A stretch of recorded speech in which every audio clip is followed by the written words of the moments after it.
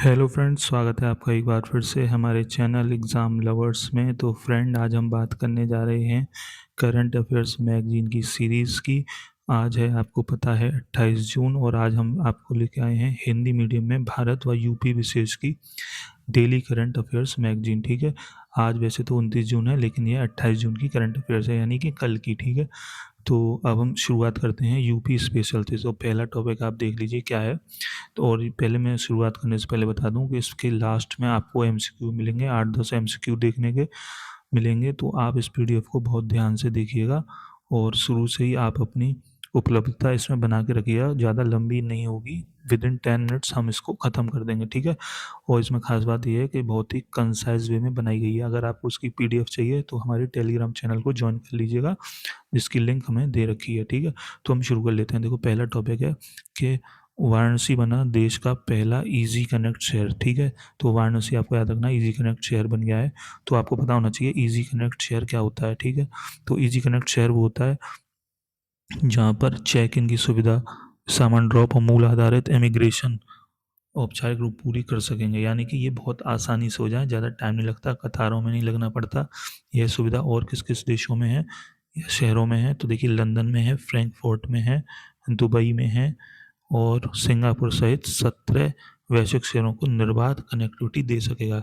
यानी कि वाराणसी से 17 शहर, इसमें लंदन, फ्रैंकफर्ट, सिंगापुर जैसे शहर भी शामिल है, वहाँ तक आसानी से जाया जा सकता है। तो आपको सिर्फ इतना याद रखना है कि इजी कनेक्ट शहर वाराणसी बना है। ठीक है, दूसरा जो करंट अफेयर्स है वो है अयोध्या में फर्जी चंदा व धोखाधड़ी मामले में पुलिस की छापेमारी। इतना इंपॉर्टेंट नहीं है, जैसे आपको चल मालूम होगा कि जो अयोध्या में राम मंदिर है वहाँ से चंदा चोरी का मामला है, उससे जुड़ा हुआ है, तो इसको आप छोड़ दीजिएगा। वहीं तीसरा देखिए, पूर्वांचल में मानसून और हीट वेव का मिला जुला असर। तो इसको भी हम छोड़ देते हैं, क्योंकि ये ऐसी घटना है जो आज है और कल बदल जाएगी। ठीक है, तो सिर्फ इसमें एक ही चीज़ इंपॉर्टेंट है, वो मैंने आपको बता दी, इजी कनेक्ट शेयर। अब हम पढ़ते हैं नेशनल के ऊपर। देखिए, राष्ट्रीय घटनाक्रम में हम देखेंगे तो एक नई नियुक्ति हुई है, जो कि है लेफ्टिनेंट जनरल धीरज सेठ। ये होंगे भारत के नए सेना प्रमुख। ठीक है, आपको याद रखना है कि जो धीरज सेठ हैं वो नए सेना प्रमुख होंगे, और वे अपना पदभार 30 जून 2026 को ग्रहण कर रहे हैं। ये किसका स्थान लेंगे, आप ये भी ध्यान रखिए। ये जो स्थान लेंगे वो स्थान लेंगे आपका जनरल उपेंद्र द्विवेदी। ठीक है, इसकी जगह ये स्थान लेंगे, कौन लेंगे? लेफ्टिनेंट जनरल धीरज सेठ। ठीक है, ये अगले सेना प्रमुख हैं, तो आपको ये भी याद रखना है।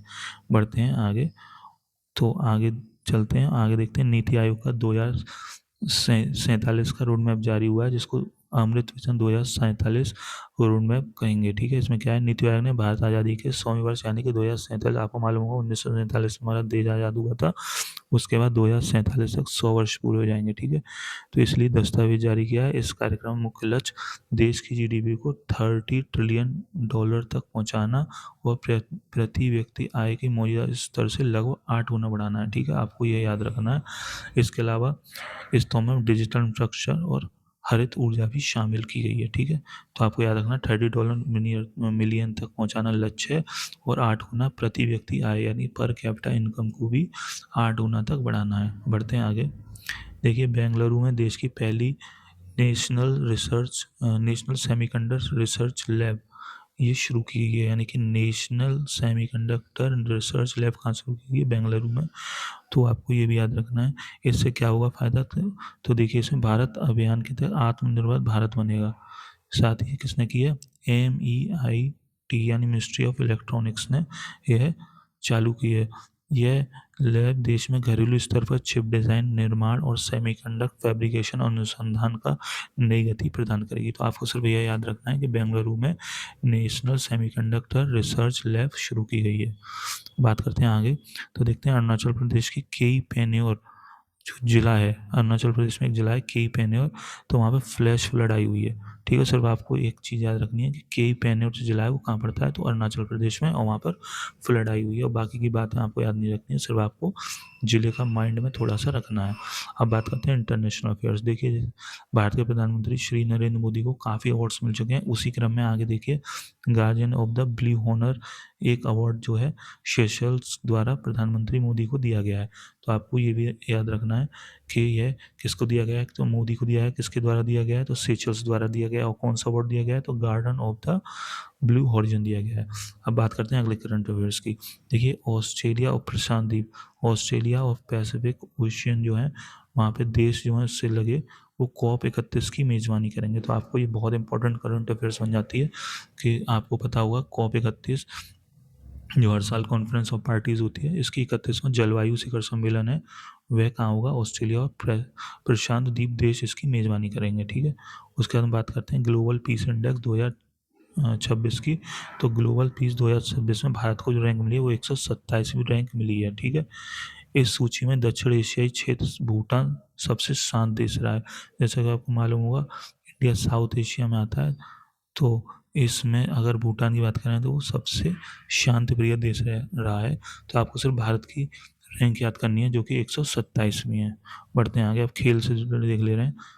तो देखिए, सुदर्शन पटनायक ने जीता रूस ग्रैंड स्लैम मास्टर कप 2026। किसने जीता? सुदर्शन पटनायक ने। ये एक सैंड आर्टिस्ट है, आपको ज्ञात होगा, ये काफ़ी भारत के सैंड आर्टिस्ट हैं।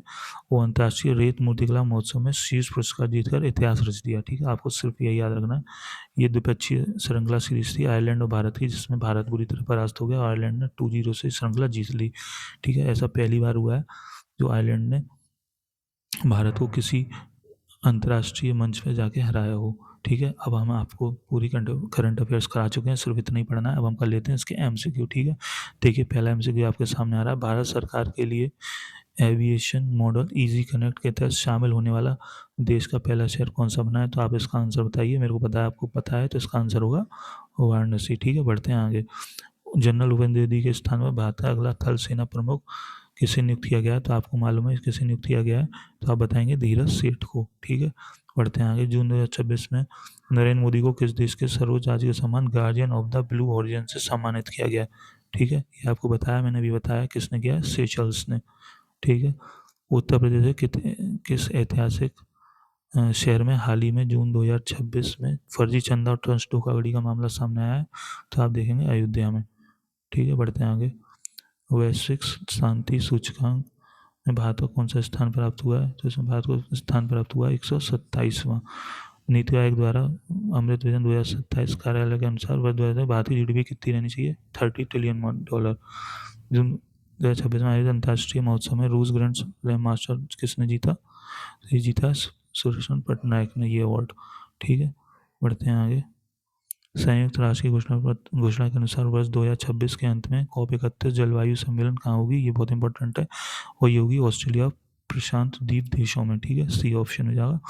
किस देश ने भारत का T20 सीरीज 2-0 से हराकर इतिहास रच दिया? तो ये रचा है आपका आयरलैंड ने। अगला क्वेश्चन, हाल ही में चर्चा में रहा केई पेन्नौर जिला के जिले में है? तो ये है आपका अरुणाचल प्रदेश में। ठीक है, इसके आंसर भी दिए हुए हैं, आप मैं ये PDF डाल दूंगा टेलीग्राम चैनल पे। अगर आपको ये PDF और हमारी अगर कोशिश अच्छी लगी हो तो चैनल को एक ज़रूर लाइक दे के जाइएगा। साथ ही चैनल को सब्सक्राइब करना बिल्कुल ना भूलिए। मिलते हैं आपसे अगली वीडियो में। Thank you.